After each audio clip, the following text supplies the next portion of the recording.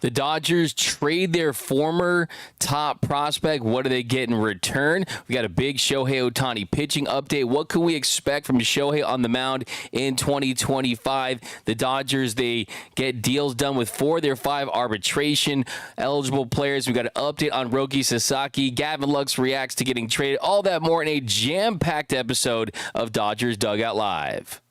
It's time for Dodger baseball. Welcome to Dodger Stadium. This is the golden age of Dodger baseball. The Dodgers are building a dynasty. You guys ready to parade?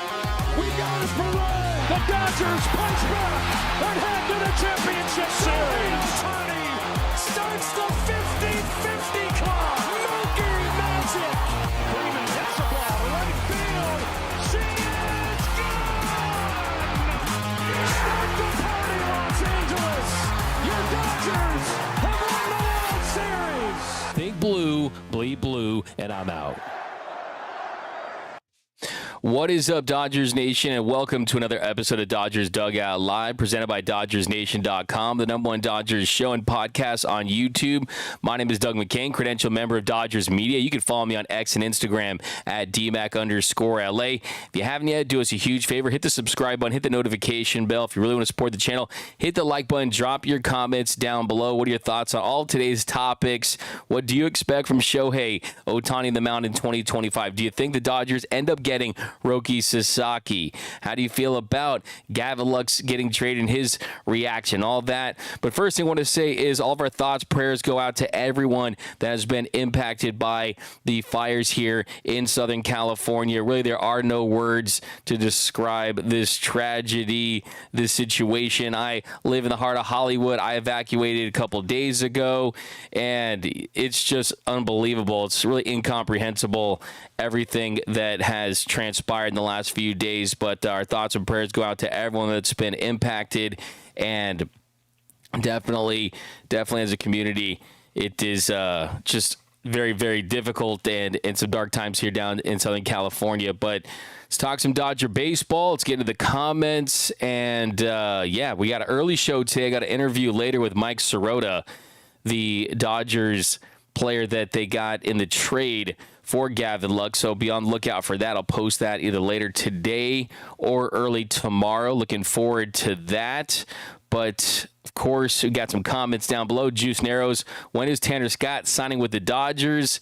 Hey, they're working on it. We've got Tarazariah Wolfie, all love and prayers to LA fire victims and first responders. Absolutely, 100%. BC in the chat. We got by Gavin, we love you. People stay safe. Yeah, absolutely, for sure. But let's get right into it, because we have a lot to get into. Lots of stuff to get into. Lots of Dodgers news on the horizon. Could have some big signings. You mentioned Tanner Scott. Hearing some really good stuff about Roki, Sasaki.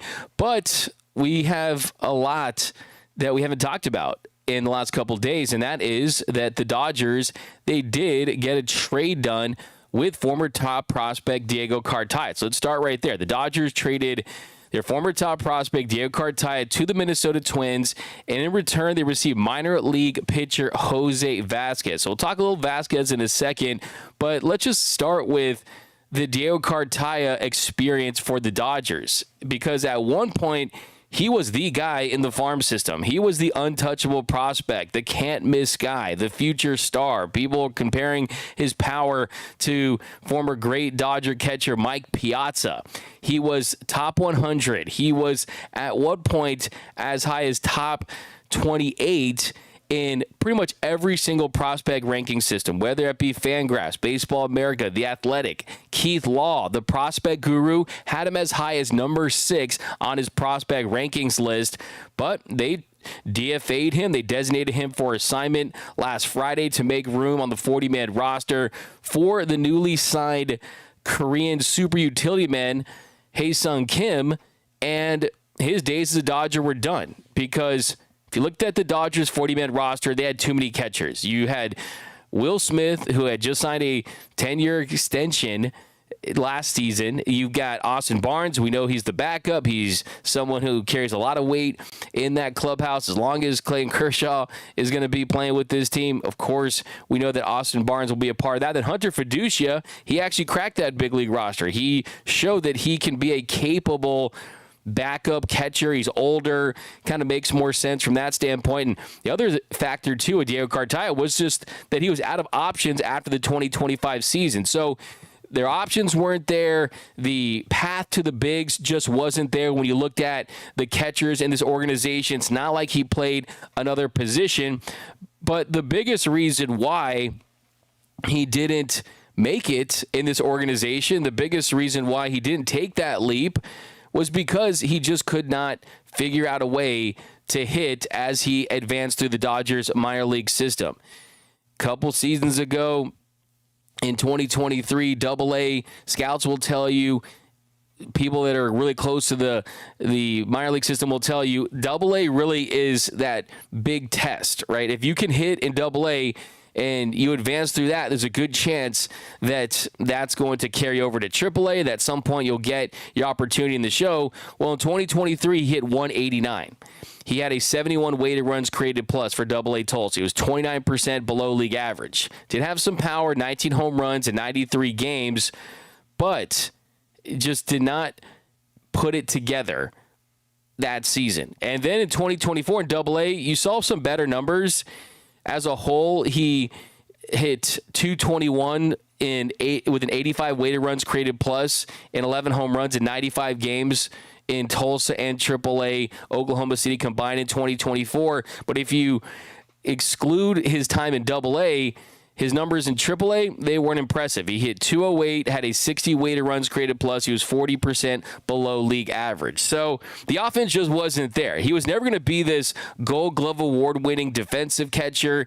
He told me at one point that the thing that he struggled with the most was just kind of blocking balls down in the zone.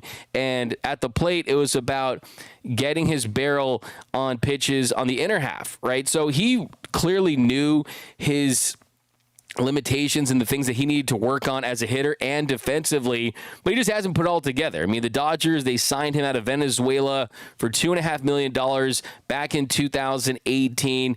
He was their top prospect for a long, long time, but it just didn't work out, and that's what happens. And that's why you guys know kind of my mantra that I've been saying for years, parades over prospects, right? And kind of the reason for that is, look, these guys are lottery tickets. You guys know the saying, prospects are suspects, and the truth is the vast majority of these guys, even though they flash that talent, even though it looks like they have those tools, the vast majority of these guys will not have all-star careers, Hall of Fame careers, even prove themselves to be everyday big leaguers, even when they're top-level, highly ranked prospects. But the good news for Diego Cartaya is that he just turned 23. He's still young. He's going to be in a Minnesota Twins organization that's going to give him an opportunity to try to get that prospect status, try to get that hype back on track any way he can. So he's getting his opportunities. Now, what are the Dodgers getting in Jose Vasquez?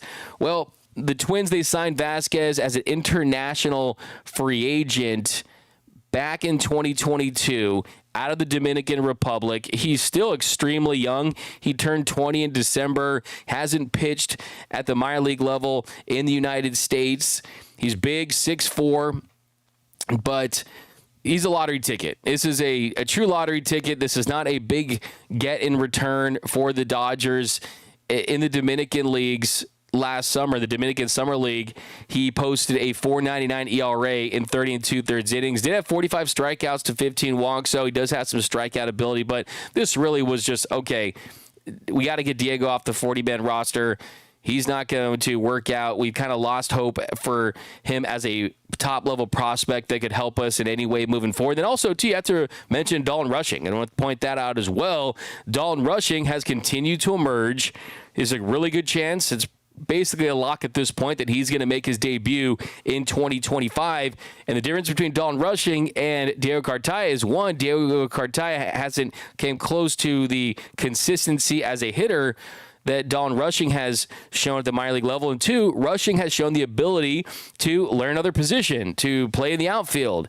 And I think that really is the ideal situation for rushing is you continue to develop him as an outfielder, maybe in 2026 after Conforto is most likely gone after that 1-year deal. Maybe he'll be ready to compete for that corner outfield spot.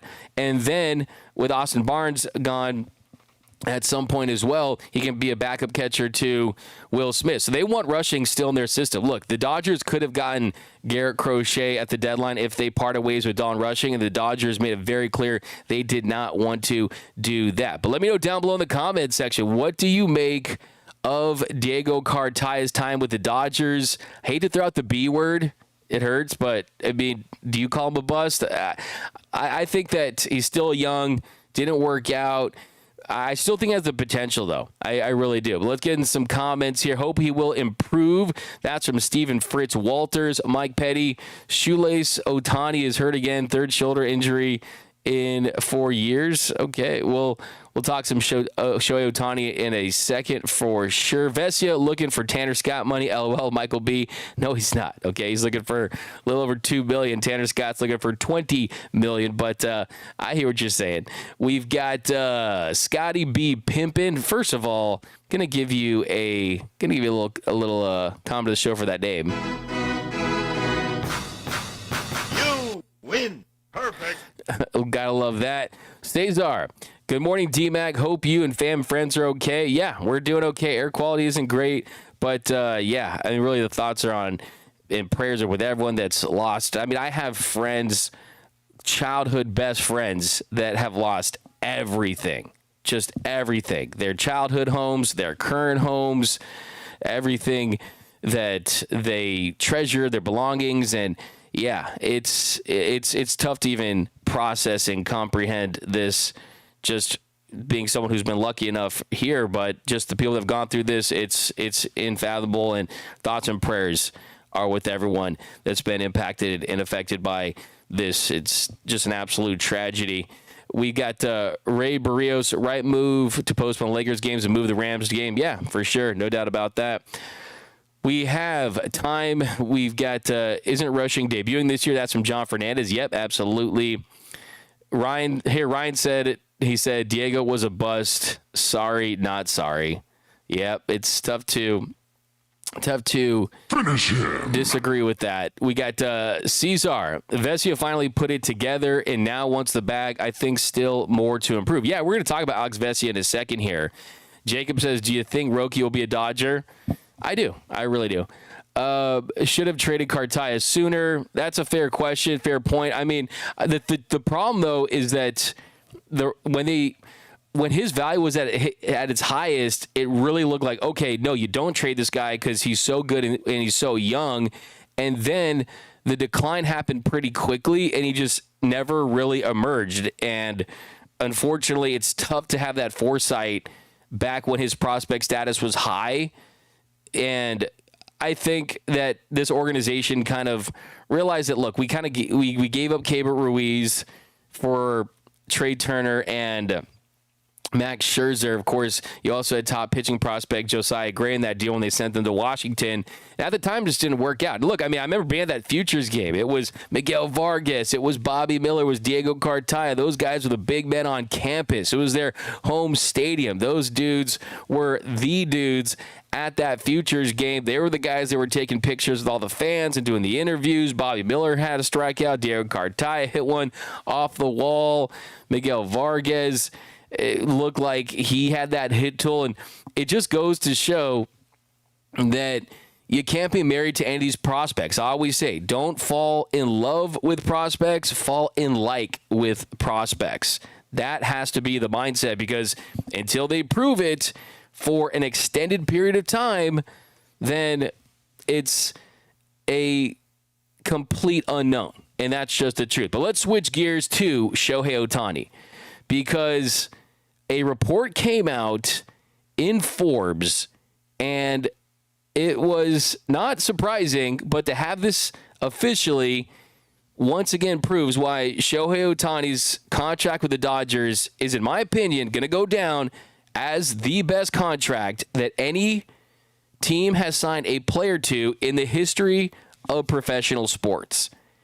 This is from Forbes. It said, in 2024, the Dodgers added 12 Japanese-based partners and a total of $70 million in incremental sponsorship revenue thanks to 30-year-old superstar Shohei Ohtani, according to sports research firm Sponsor United. So Shohei Ohtani was responsible for $70 million in incremental sponsorship revenue. My man paid for himself and then some. In year one, he was a massive success. And one thing I want to say about this, I hate how people out there act like the Dodgers took advantage of Shohei Ohtani or they fleeced Shohei Ohtani when he agreed to defer 97% of his contract, when he deferred $680 million of his $700 million contract. No. Shohei Ohtani presented the Dodgers with that contract. Shohei Ohtani presented every team that he was considering that contract. Why? Because, one, he makes his own bag through endorsements, $50, $70, $80 million per year. He makes in endorsements by himself more than any player makes with their current contracts. That includes guys like Juan Soto. So one, he's already getting paid the most money without even cashing any of his checks that are coming from the Dodgers. And then two, he wanted to win. He put his money where his mouth is. He put his bank account where his mouth is. He did that because he wanted to put the team that he signed with in the best position to surround him with talent, to surround him with elite players that can help him win championships. He listened to every single team pitch him on how they would win a World Series and how they would be contenders. He believed that the Dodgers would do it, and he was right. He took the Dodgers sales job. He said, you know what? These guys know what they're doing. He said, I'm going to bet on the Dodgers. I trust the Dodgers. And he was 100% right. The Dodgers, they delivered him a World Series championship in year one. So really, really epic stuff for Shohei Ohtani and what he's done for this organization that's allowing them to operate at the highest level, to operate and compete at the top of the market, to be in the mix for top free agents, to go out there and sign Blake Snell after you had just signed Yamamoto to a $325 million contract and traded for an extended Tyler Glasnow for a deal over $136 million, to bring back Teoscar Hernandez, to be in the mix for Tanner Scott. I mean, what the Dodgers are doing right now, enjoy it. We're never going to see it again. 20, 30, 40, 50, 60, 70, 80, 90, 100 years from now, we're never going to see this again. It's not a hyperbolic, exaggerated take to say that this truly is. You guys hear what I say in the intro. This is the golden age of Dodger baseball, and Shohei Ohtani isn't a reason why. He is the biggest reason why. Because he's attracting these free agents. He's allowing them to profit at such a high level. He's a huge reason why they're winning on a high level. And I think, too, if you're Shohei Ohtani, I wouldn't be surprised to see him in the Guggenheim ownership group. A long time down the line, I think that there's got to be something to that where he's going to be a part of this organization forever. And I think that that's something that I wouldn't be surprised. Now, as far as Shohei Ohtani's pitching in 2025, we've got some updates on that front as well. And that is that he continues to progress well from surgery. Shohei underwent arthroscopic surgery to fix a labrum tear that he suffered in Game 2 of the World Series on a slide. And initially, they had said it was a shoulder subluxation. It was a labrum tear. Thankfully, it wasn't on that front shoulder that is going to potentially sap you of your power or just lead to a longer recovery time to get your power back. So that definitely was the silver lining there. You almost dodged a bullet if you're the Dodgers on that injury. And Dodgers general manager Brandon Gomes, he said about Shohei Ohtani's injury status and his progress, he's progressing well and continuing to check the boxes along the way. He's in a good place and we'll keep seeing where he's at as we get closer to spring training. And then Dave Roberts, he said recently about Shohei Ohtani and when he will pitch, we are not going to start him pitching until May. So if you've been watching the show the entire offseason, that's what I've been saying, is that what I was hearing is that we wouldn't see Shohei Ohtani until at least May. And there are people in the comments on Instagram saying, oh, you'll be ready for the beginning of the season. Da-da-da. No, that's what has been the plan for Shohei for quite some time, because they are not going to rush a guy back that just had a 50-50 season, played his first postseason, played through injury, and is making it back from his second Tommy John. They know that it's about October for Shohei. It's not about April or May or anything in between. And look, make no mistake about it.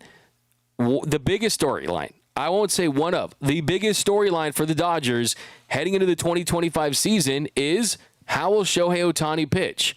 Will we get ace level, top 5, top 10, dominant Shohei Ohtani, where you're seeing him hit triple digits with a heater, where you're seeing devastating sweepers and splitters, and him reestablish himself as a Cy Young candidate coming off another MVP season?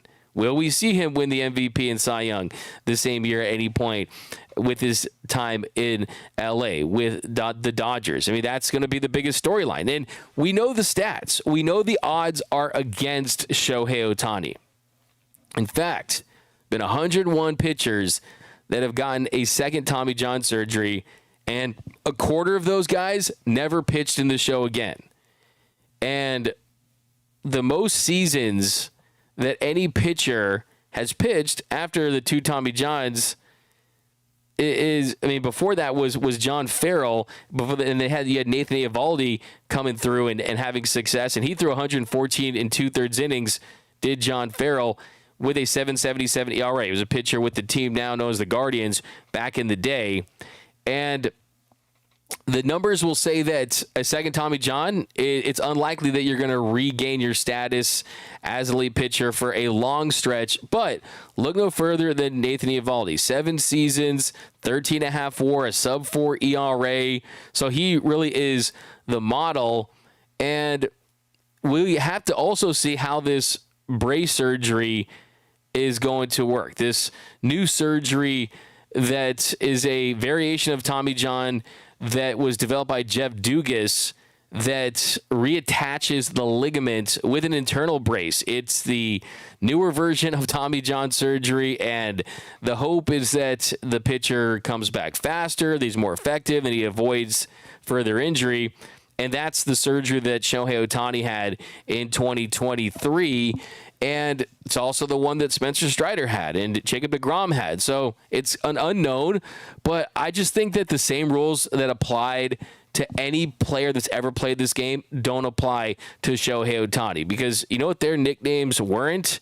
It wasn't the unicorn. He's unicorn. He's one of one. He is once in a sport. So I'm not betting against Shohei Ohtani, and it's definitely the mindset, hey, if there's anyone that's ever played this game that can find a way to return from a second Tommy John and beat the odds and go back to being elite for a long stretch, it's Shohei Ohtani. And the truth is, he had a 50-50 season rehabbing. I mean, I was reminding you guys all off season, all throughout the season, this dude was putting up those MVP numbers, making history as an injured pitcher. Not bad for an injured pitcher to be the first 50-50 guy in the history of the sport. So right now, I have high hopes for Shohei just because I trust the work ethic. I trust the fact that the baseball gods have delivered us something that we just have never seen. Like I said, if there's one guy that can do it, it is Mr. Shohei Ohtani. But let me know down below in the comment section. I mean, do you feel like the fair expectations for Shohei are that in 2025, he's back to being a top 10 pitcher in the game? And we saw firsthand how much Walker Buehler struggled throughout the regular season. But still, it definitely is a challenge that I know he's going to embrace. We got a 199 super chat. Please donate clothes and food to the victims. Thank you. Yes, we've got something in the works for that as well that will definitely be presenting. So yeah, definitely I'll include that. No doubt about it. Appreciate that. Give you some love for that one. Appreciate that, guys.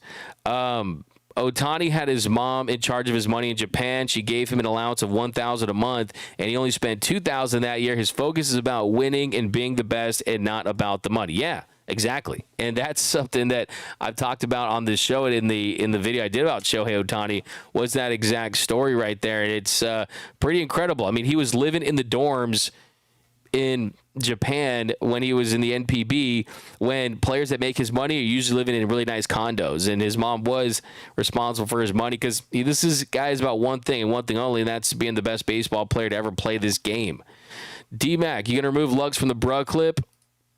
I'm still thinking about it. It's just, I mean, it's, I don't know. We got to find a new one. I'm working on it, though. I heard rumors that Shohei Ohtani will be a daddy soon. Yep, absolutely. That was a $5 super chat. This is to pay off CT3's contract so we can trade him sooner. Man, yeah, I'll give you a little finish in there. You guys get roasting Chris Taylor, maybe even June. D-Mac, you think the stadium gets done after all this? I don't think so. LA4 Live, I think it does. I think that if you saw the videos the last couple of days of that foul pole in right field wobbling pretty violently, that was definitely a scary sight right there. But I think that ultimately they'll find a way to get it done because they have to, right? I mean, this was something that was really mainly about trying to get their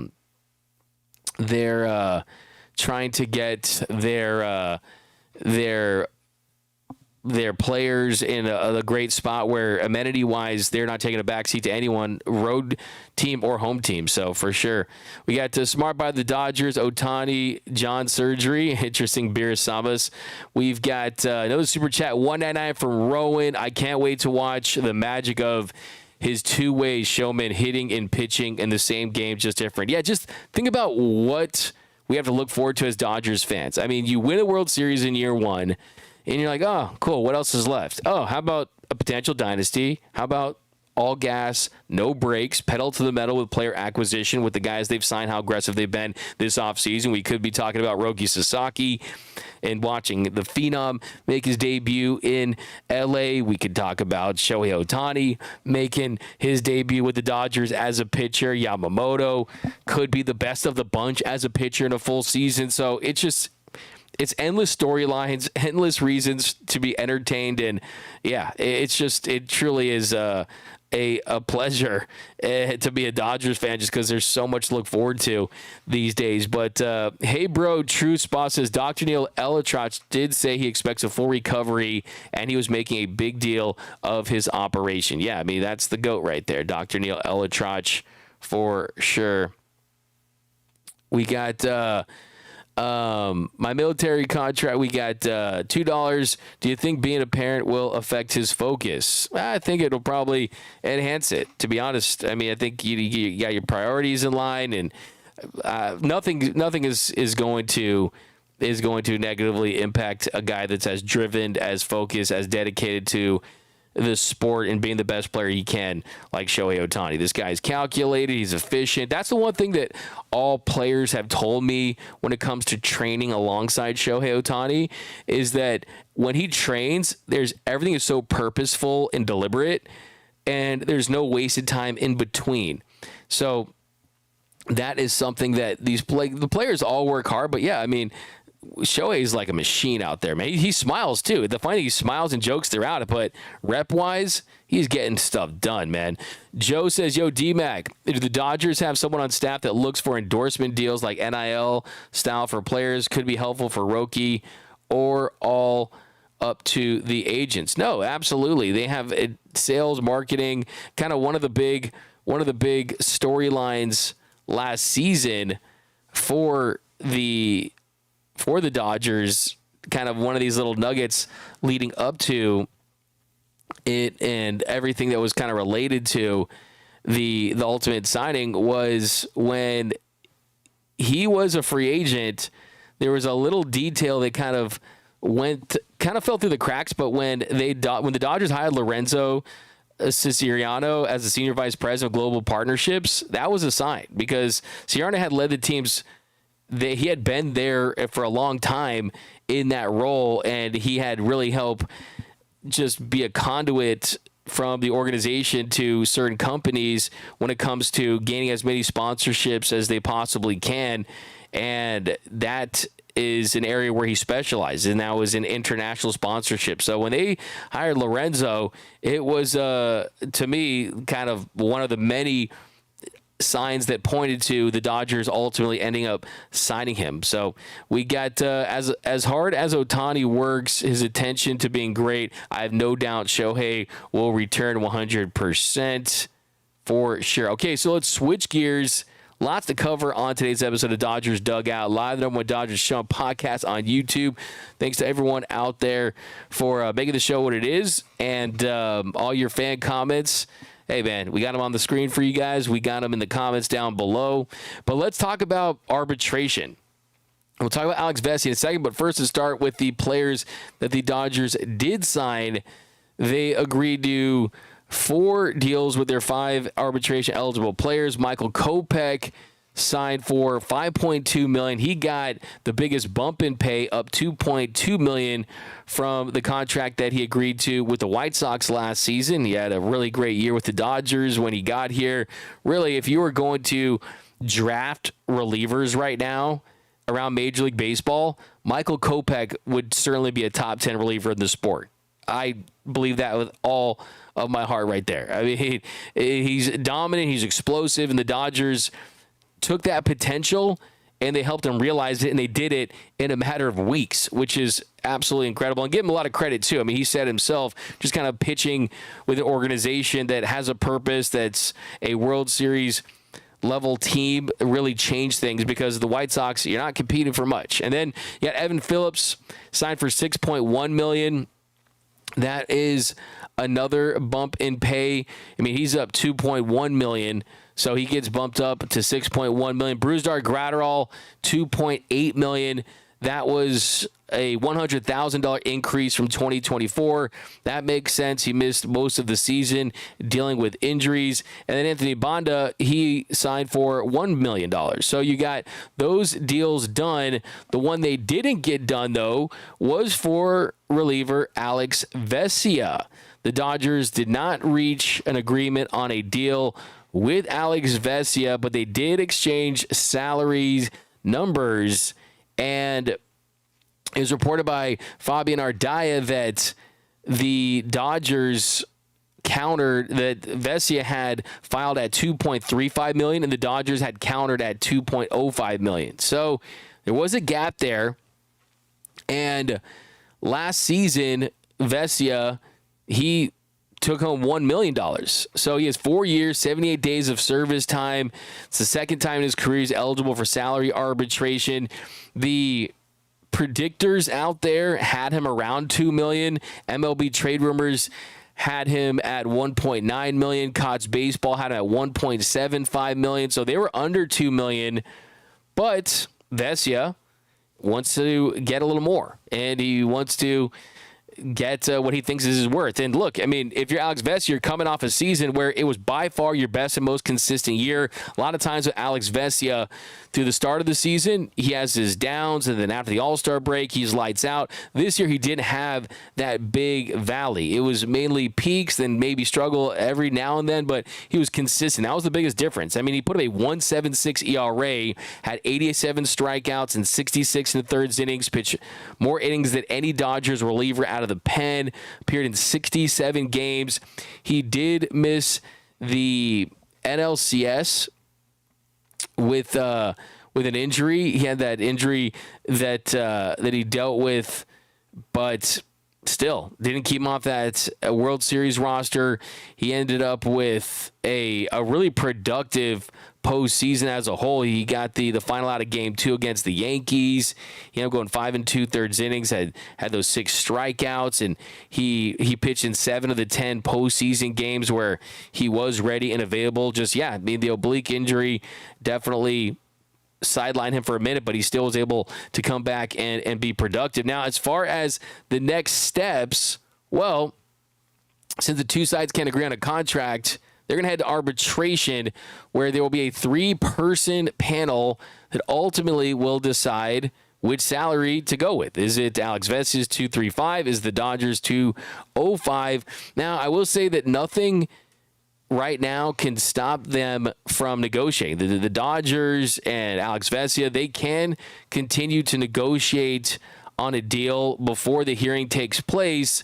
But typically, especially with Andrew Friedman, he's one of the pioneers in this, the file and trial system is a method where teams stop that communication beforehand, and after they exchange the numbers after the deadline, they just wait till the hearing, and it just kind of customary that way.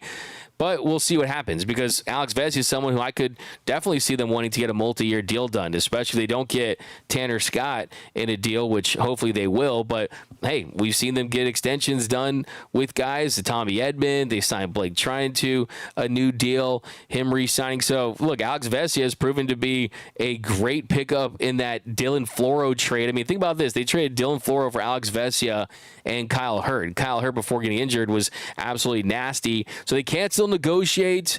That was the deadline to file it, though. So we'll see. They could be working on a multi-year deal. I'm not saying that's the case, but it's always possible. And typically with Andrew Friedman, he gets deals done. Over 90% have gotten a deal done by the exchange deadline in his career with the Rays, with the Dodgers.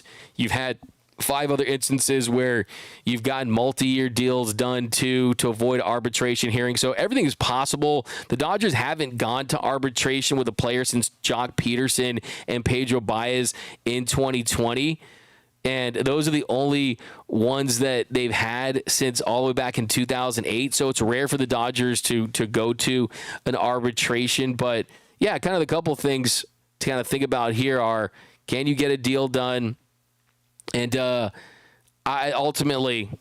pretty close in general. So he's going to get a nice little bump, more than doubling what he made last season. So continues to prove himself in that Dodgers pen as one of the best relievers that they do have. And Jock Peterson, I'll remember, that was funny because he was not very happy about that. We know back in 2020, and honestly, to be fair for Jock Peterson, he probably wasn't very excited because they had just tried to trade him to the Angels of all teams just before that.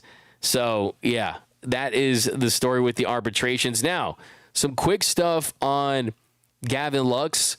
Gavin Lux was on MLB Network, and he talked about the emotions when he learned that he had been traded to the Cincinnati Reds.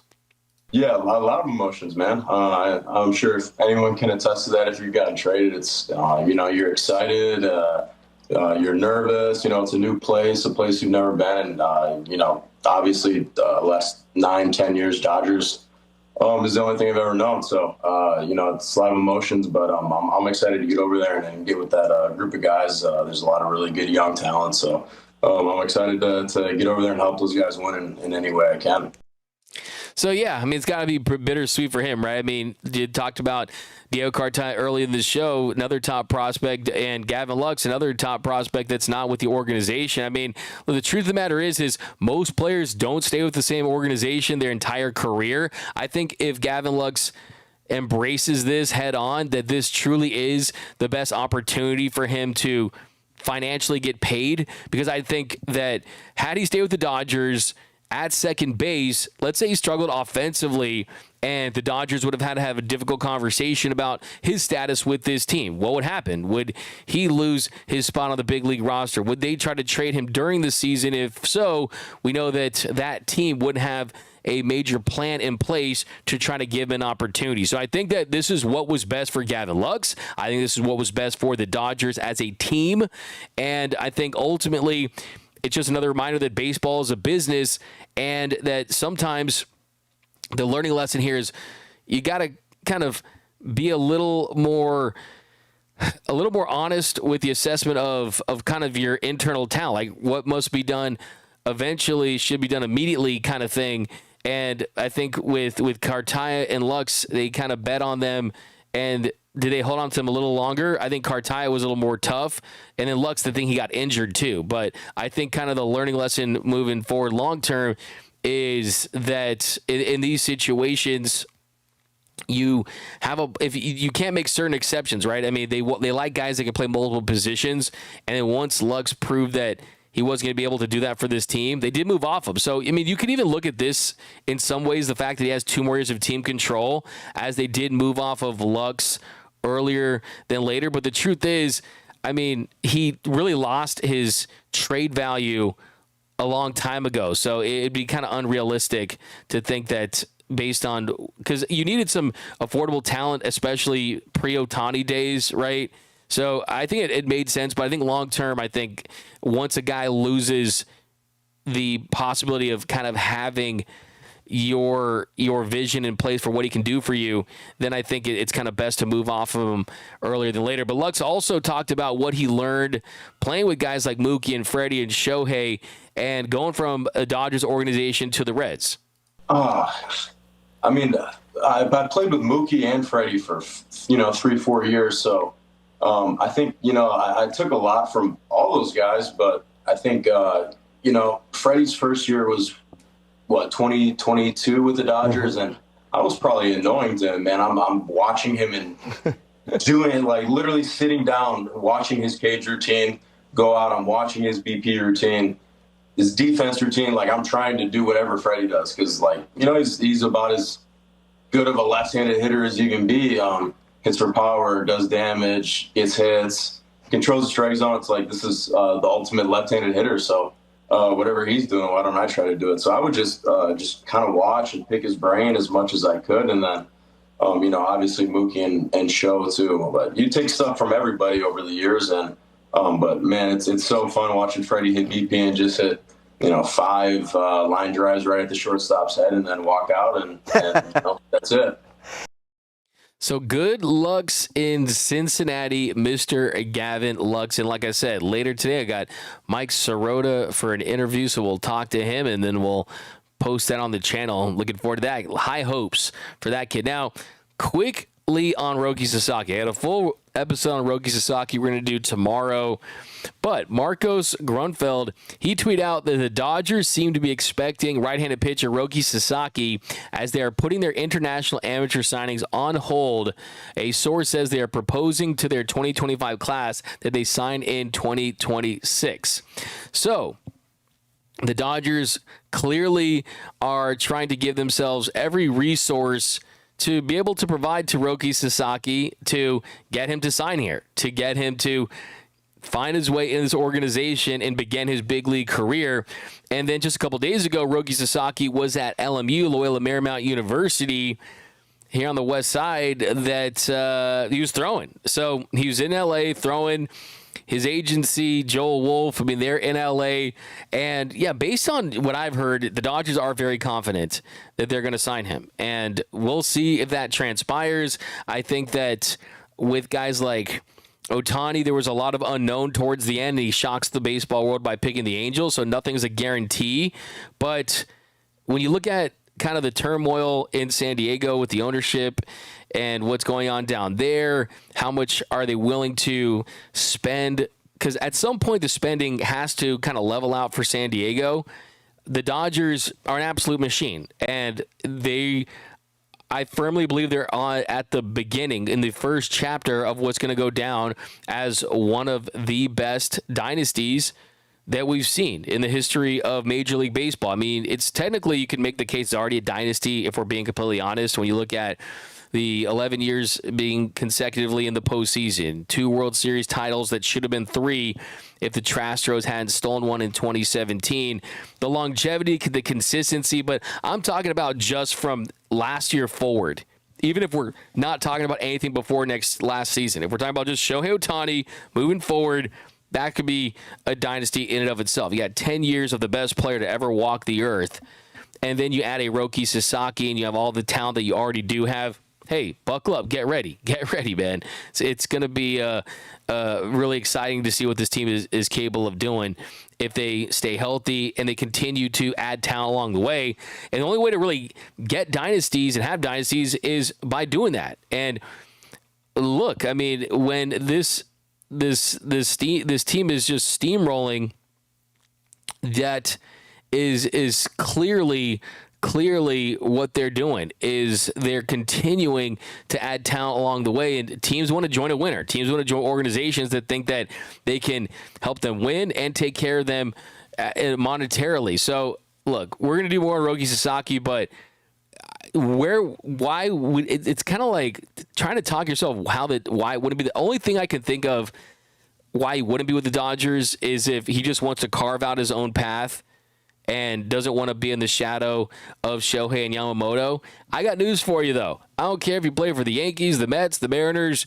You're always going to be in Shohei's shadow in some capacity. But, look, Joel Wolf did tell us in Dallas that maybe a middle market team would be a softer landing. The media wouldn't be as aggressive. I do think the LA media for a major market, I mean, compared to New York or Boston or Philly or Chicago, I mean, I think the LA market is pretty reasonable, to say the least, if we'll kind of put it that way. But I certainly think that Roki, he's got to know right now, right? I mean, you don't dream of this stuff up for 2 years. I remember when I was working for 24/7 Sports, following college recruiting, talking to college recruits, and they would do the thing where they would put out the hats, right? You got the USC hat, the Ohio State hat, the Alabama hat, the Texas, all the hats and stuff, and then they go to the hat, and they're like, oh, is it this one? They pick it up, drop it, and they pick this one up, drop it. They pick it up, and they put the hat on, then, oh, the hat's on, then they take the hat off, and they open up, and it's a jersey, right? It's this big show that these college recruits have, and then you ask them, like, hey, man, like, all that decision making, like when'd you know? They're like, like 6 months ago. Like, wait a minute, you knew this whole time, but you were like talking to the coaches and you were doing the hat thing and you're sending out tweets and Instagram and this and that. Like, you knew the whole time, didn't you? So I feel like I'll say the same thing I said when they ultimately signed Shohei Ohtani. And you guys know, in 2022. Literally in 2022, I predicted the Dodgers would ultimately sign Shohei Ohtani based on what I heard, based on what I felt. And one thing I said was, hey, it's going to be one of those things where there's all this, oh, Toronto, oh, this team, oh, that team. And then when he signs, it was always the Dodgers, right? I think that's going to be the mindset if he does sign with the Dodgers ultimately, that, oh, we thought about the Padres, the Mariners, and the Yankees or whatever, and then it was the Dodgers at the end of the day, and it was always the Dodgers, and why we're even stressed. So we'll see what happens. Like I said, a lot can be fluid and change potentially, but yeah, I mean, the fact that I'll never forget when Andrew Friedman, he said to us in Dallas that at the winter meetings that they feel like he's their main priority, and that Roki Sasaki feels like he could be the best pitcher in the world, and that the Dodgers feel like he could be the best pitcher in the world. The Dodgers and Andrew Friedman don't send out messages like that by accident. They very much wanted Roki Sasaki to hear that Andrew Friedman had said that about him. Everything is very interconnected and calculated in this business. I'm very, very sure of that. But let's go right into your questions now, though, guys. Anything you got? I'm going to spend some time talking to you guys. Gary A., I also have a feeling Sasaki is going to the East Coast, either blue pinstripes or dark blue pinstripes. So you got him going to the Mets or the Yankees. 4-seater 777. Glad to see your live show pop up. Heartbreaking to see my old stomping grounds devastated. Praying for you all. Yeah, absolutely, man. I mean, it's kind of one of those things. I didn't do a show yesterday. I mean, I actually was evacuated. I was at my sister's pad in Century City for a couple of days, and power was out, the internet and everything else. But yeah, I mean, thankfully everything is okay. But for me, for so many, it's not. And it's like I said, I've had some of my very best friends ever have lost everything, and it's pure devastation. It's unspeakable. And the first responders, the firefighters, everyone out there doing everything they can to help people in any way, my heart goes out to them, and we thank you all for everything you guys have done to try to help this community in any way you can. But it's going to take a long, long time to get past this or get through this. But thanks for doing the show, DMAC at DFLA. Yeah, I'm here for you guys, man. We got to Alex. Yeah. Scotty B. Pimpin, I hope these fires doesn't affect his decision. I wouldn't say something like that. You know what I mean? Like there's things that are more important than that, and that's definitely one of them. It's not about that. It's like I think anytime you connect like baseball to that, it's just it's in bad taste for sure. LA media is reasonable when you exclude LA Times. Certain okay. Roki will use what happened to Shohei when he was in the Angels as a reference. Yeah, I actually tried to ask Roki's agent. I really was, and I was hoping to get something out of him. I asked Joel Wolf. I was like, hey, has Roki Sasaki reached out to Shohei Ohtani? Will Shohei Ohtani reach out to Roki Sasaki, and how would you just describe their relationship? Because clearly, I mean, they're WBC teammates. They know each other. And look, we saw Shohei Ohtani. He reached out to Hae-Sung Kim. So from that standpoint, we know that there has to be communication. And Joel Wolf really didn't say much. He said, I don't know. I didn't talk to them. And, it almost felt like to me that he just did not want to make it where Shohei Ohtani was influencing his client's decision. I mean, for whatever reason. So that's kind of the impression that I got. I mean, maybe you just want to make it where Roki is his own guy, which he is. And he has a potential to be a multi-Cy Young winner. Like I said, I think he could be the Dodgers version of Paul Skeens. So, yeah, there has to be something. And we know the first meeting that there was no players, and that was at his request. There was no Shohei or Yamamoto, but they know how to get into contact with him. Trust me, they do. And I'd be shocked if they haven't already. Roy Estrada, D-Mac, Wolf is saying all the right things to appease the haters. Roki is a Dodger. You have to be a competitor and a dog to pitch. Why would market size matter to Roki? Can't be that weak-minded. To have a job like that, yeah, absolutely, for sure. Brianna, I don't think Roki Sasaki even thinking San Diego with so much family drama and still have to pay off loans. Roki's already here in LA. Did any Dodgers? That's a good question. I don't really know that one. Michael B. D-Mac save. Good to hear. It's been a tough for many. Absolutely. You forgot. Yeah, absolutely. I mean, I was going to mention that, Mitch Poppy, that, yeah, I mean, Roki Sasaki lost his father. He lost his family, his home in the tsunami in 2011. So, yeah, I mean, he's been through some serious tragedies, and he's persevered, and he's emerged as one of the best pitchers on the planet, really, essentially. Dan C., good morning, D-Mac, Dodgers Nation. Praying for y'all. Love y'all. Pray for LA. Happy Friday, everyone. Yeah, I love that right there. Miguel Valdez, thank you for all the info. Diehard Dodger fan from Vegas. No Dodger media in Vegas. Yeah, we'll keep you posted. We'll keep you locked in all the way in Vegas. Three-headed monster media. D-Mac, when will Vesia and the front office have their meeting? Let's go Dodgers. I mean, they don't need to, essentially, but it'll be later. But we'll get a date as soon as it appears. Dancy Loki Sasaki is very stress sensitive because of, yeah, absolutely. We got to Ray. The only and biggest factor we have against us is our young guys are all getting injured early in their careers. Ray, look, I mean, one thing that Sasaki's agent Joe Wolf said to us at the winter meetings as well was that part of the reasons why he's coming to the show at 23 is because there are no guarantees. There are no absolutes in baseball, and there's no guarantees that if he waits until he's 25 and pitches in the NPB and leaves and is able to sign a deal similar to Yamamoto, right, and get $300+ million, there's no guarantees that he doesn't get injured along the way. So any team, any player, any pitcher in baseball that's truly on the inside, their agents aren't telling them, oh, the Dodgers have more pitcher injuries. No. I tried to explain this on the show a couple different times. One of the big reasons why the Dodgers pitchers get injured is because the Dodgers, they get players that are high upside, that are high ceiling. And right now, pitchers that are high upside and high ceiling, that's code for high velocity.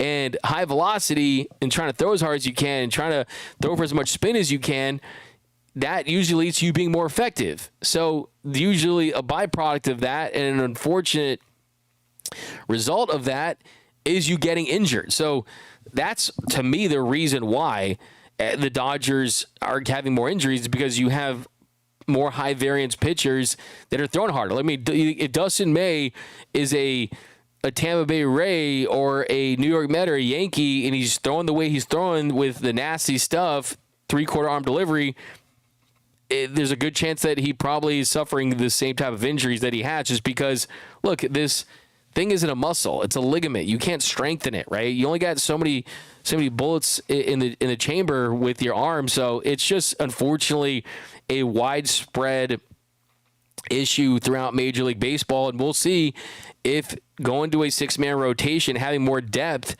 will be a way to circumvent and kind of overcome and limit these injuries in any way, shape, or form. So I don't think that is something that would preclude Roki Sasaki from signing here, is the current injury. If anything, that probably makes him want to be a Dodger, because he knows that since they've had to deal with this, that it's front of mind for them to try to address this. And they already said, I mean, Dr. Mark Pryor, the pitching lab, and everyone has already said that the major point of emphasis was exploring every single way to keep guys healthy throughout the season and just addressing this pitcher injury. It's not like it'd be one thing if they were saying, oh, it's not our fault or it's not an issue. No, they know it's an issue, and they're doing their best to try to put their guys in positions where they can stay healthy. But a couple more here, guys. This kid would go crazy anywhere else. Absolutely. Ray says, yeah, not saying it's exclusively a Dodger issue, but it just feels like it's magnified when it's the Dodgers. Yeah, 100%. And look, the truth of the matter is, and to your point, Ray, the Dodgers had more pitchers on the IL last season with pitcher injuries and days spent on the IL than any team in Major League Baseball. This team used 40 pitchers last year. And certainly that's because of that. And it's also, like I said, the Dodgers take the risk on high upside guys, right? A lot of teams wouldn't take the risk, excuse me, guys, on a pitcher like Tyler Glasnow, right? But they did. A lot of teams wouldn't give Yamamoto $325 million for guys never pitched in the show, but they did. The Dodgers are not a risk-averse franchise, but a part of that risk, one of the issues you deal with is guys getting injured. But then it works out too. I mean, look at Yamamoto. I mean, he balled out in the playoffs when he was on the mound. Taylor Cox, D-Mac, I fear the worst for you in LA. I'm glad you know you're okay. Glad to know you're okay. God bless. Thank you, Taylor Cox. I appreciate that. Michael Sasaki has the opportunity to come to Major League Baseball as a player that will probably be hated by the league because 29 other teams are coming for blue blood. If Sasaki wants to be a hero, LA is the only way. It's an interesting point. I really thought of it like that, where does he want to be viewed as, oh, you're gravy training or a Kevin Durant or da-da-da-da? I don't think so, because think about this, though. He commits to the Dodgers. He's basically committing for 6 years, right? 3 minor league seasons, 3 arbitration seasons, probably gets an extension along the way, probably resigns a free agency if everything works out. So he is committed to the long haul for this team. And with that, you're probably looking at some lean years at some point towards the end. So he'll have his time to kind of be the face of this pitching staff. You would have to believe if everything breaks right for him, for sure. Tony Visuals. What's up, Tony Visuals? Always bringing the best pictures in LA. Appreciate that. 6-man rotation would and will be a great move towards getting Roki as well. Roki, Yamamoto, and Ohtani on the same rotation will happen. Yeah, I mean, I mentioned on this show a bunch of different times that it's at a necessity to go to a 6-man rotation because you got Ohtani, you got Yamamoto, and Roki in the fold as well. On top of that, got guys like Blake Snell and Glasnow you're trying to keep healthy, along with Kershaw and Gonsolin as other potential members. So, yeah, I mean, it makes too much sense, and the Dodgers are a rare team that has the depth and the quality to make it happen as well. And then you also have the roster spot for Shohei Ohtani that allows you to have a complete bullpen and have him on the mound. So there's that advantage as well. But Lemon 818, American pitchers are soft compared to pitchers that come from other countries. I disagree with that. What happens with Vesia? He'll be back no matter what, for sure. Thank you so much. But that's going to do it, guys, for this episode of Dodgers Dugout Live. Got an interview with Mike Sirota, the newest Dodger. We're going to drop that a little later, but that's going to do it, guys. Thank you so much. By the way, one last time, thoughts and prayers go out to everyone that's been impacted by this terrible disaster in the Southland, the fires that have impacted thousands and thousands of people. And our prayers, our thoughts go out with everyone, and everyone, the first responders, the firefighters, everyone out there helping in any way they can. Thoughts and prayers are with you guys and everyone that's dealing with this in the Southland. But that's going to do it. My name is Doug McKain. You can follow me on X and Instagram at DMac_LA. Remember, nothing brings us together quite like